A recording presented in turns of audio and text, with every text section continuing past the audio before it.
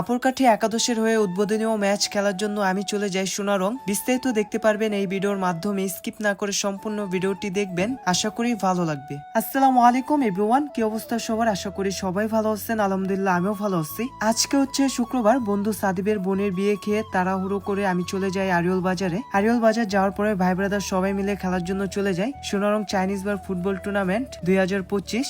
এটা হচ্ছে আপনার মুন্সিগঞ্জ টঙ্গিবাড়ি উপজেলা সোনারং বালুর মাঠ। এখানে আসার পর বাসা থেকে ড্রেস আপ চেঞ্জ করে আমরা চলে যাই মাঠে। আজকে টিমের ক্যাপ্টেন হচ্ছে বন্ধু নাজমুল আজকে ক্যাপ্টেনের দায়িত্ব পালন করবে। আজকে যেহেতু উদ্বোধনীয় ম্যাচ ছিল, এখানে যারা প্রধান অতিথি ছিল তারা কিছু কথা বলেন, তারপরে রেফারি যিনি ছিলেন তিনি খেলার নিয়মগুলো আমাদেরকে বলে দিতেছিল। সেন্টারের মাধ্যমে এখন প্রথম হাফের খেলাটি শুরু হয়ে গেল। আজকের খেলা হচ্ছে কান্দাপাড়া একাদশ বনাম আপুরকাঠি একাদশ। ঘি কালার জার্সি পরিহিত যারা তারা হচ্ছে কান্দাপাড়া একাদশ এবং সাদা কালার জার্সি পরিহিত যারা তারা হচ্ছে আপুরকাঠি একাদশ। আজকে যেহেতু উদ্বোধনীয় ম্যাচ ছিল, যার কারণে খেলাটি শুরু হতে অনেক দেরি হয়ে যায়, সেই জন্য খেলার সময় কমিয়ে 15-30 মিনিট দেওয়া হয়। এই টুর্নামেন্টে 32টা টিম অংশগ্রহণ করেছে। প্রতি টিমে 8 জন করে প্লেয়ার খেলতে পারবে। মাঠে নামতে পারবে 6 জন এবং অতিরিক্ত 2 জন থাকবে। জার্সি বাধ্যতামূলক থাকতে হবে প্রতি টিমের। মাঠটি হচ্ছে বালুর। প্রতিদিন খেলা শুরু হওয়ার আগে তারা পানি দিয়ে ভালোভাবে মাঠটি ভিজিয়ে নেয়, সেই জন্য মাঠে বালু অনেক কম উড়ে। তাদের এই কাজটা আমার কাছে খুবই ভালো লেগেছে। আমাদের টিমটা সাজিয়েছে বন্ধু নাজমুল মূলত অনেক পরিশ্রম করেছে। আমাদের টিমের প্লেয়ার ছিল নাজমুল, লোকনাথ, ফাহাদ, ছোট ভাই কালসার এবং গোলকিপার রাফি। ছোট ভাই কালসার বাম পায়ে খেলে থাকে, ওর পায়ে অসাধারণ স্কিল রয়েছে। ও বিকেএসপিতে 2বার টাইল দিয়ে আসছে। ওর জন্য শুভকামনা রইল, সামনেও আরো ভালো কিছু করতে পারবে। আপনারা সবাই ওর জন্য দোয়া করবেন। আজকে আমাদের টিমটা রেখেছে আপুরকাঠি গ্রাম থেকে সিয়াম ভাই এবং তার ফ্রেন্ড মিলে।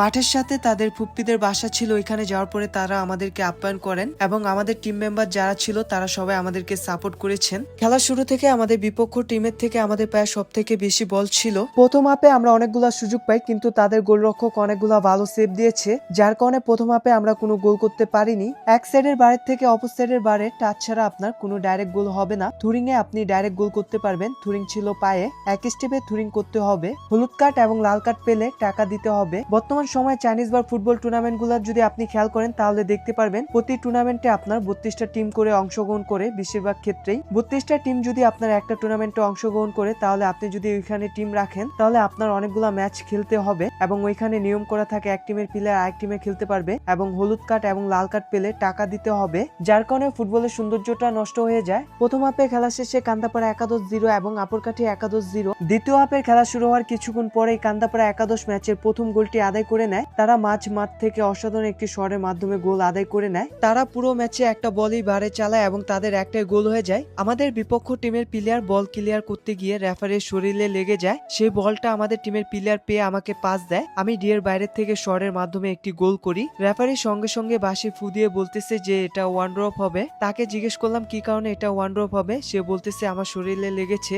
সেই জন্য এটা ওয়ান ড্রপ হবে। তাকে জিজ্ঞেস করলাম আপনি কলটা তো আগে দিতে পারতেন, যখন গোল করেছি তখন কেন কলটা দিলেন? আমাদের টিম মেম্বার যারা ছিল তারা কোনোভাবে এটা মেনে নিতে পারতেছিল না, কারণ এটা কল না দিলেও তিনি পারতো, যেহেতু বলটা আমাদের পায়ে ছিল। তার ভুল সিদ্ধান্তর কারণে আজকের ম্যাচটা আমরা হেরে যাই। খেলা শুরু থেকে শেষ পর্যন্ত আমাদের বিপক্ষ টিমের প্লেয়ারদেরকে আমরা অনেক অ্যাটাক করেছি, কিন্তু আমাদের লাক এতটাই খারাপ ছিল, আমাদের 4-5টা বল বারে লেগে রিটার্ন মাঠে চলে আসে এবং রেফারির ভুল সিদ্ধান্তর কারণে আমাদের একটা গোল বাতিল করে দেওয়া হয়েছে। কান্দাপাড়া একাদশের গোলরক্ষক আজকের ম্যাচে অসাধারণ সেভ দিয়েছেন, যার কারণে কান্দাপাড়া একাদশ আপুরকাঠি একাদশের সাথে 1 গোলের মাধ্যমে জয়লাভ করেছেন। আজকের ভিডিও ধারণ করেছেন রিফাত ভাই, তাকে অসংখ্য ধন্যবাদ। এখন পর্যন্ত যারা আমার পেজটিকে ফলো করেন অবশ্যই ফলো করে দিবেন। ভিডিওটা ভালো লাগলে অবশ্যই শেয়ার করে দিবেন, অন্যদের দেখার সুযোগ করে দিবেন। সবাই ভালো থাকবেন, সুস্থ থাকবেন। ইনশাল্লাহ আপনাদের সাথে নতুন কোনো ভিডিওতে দেখা হবে। আল্লাহ হাফেজ।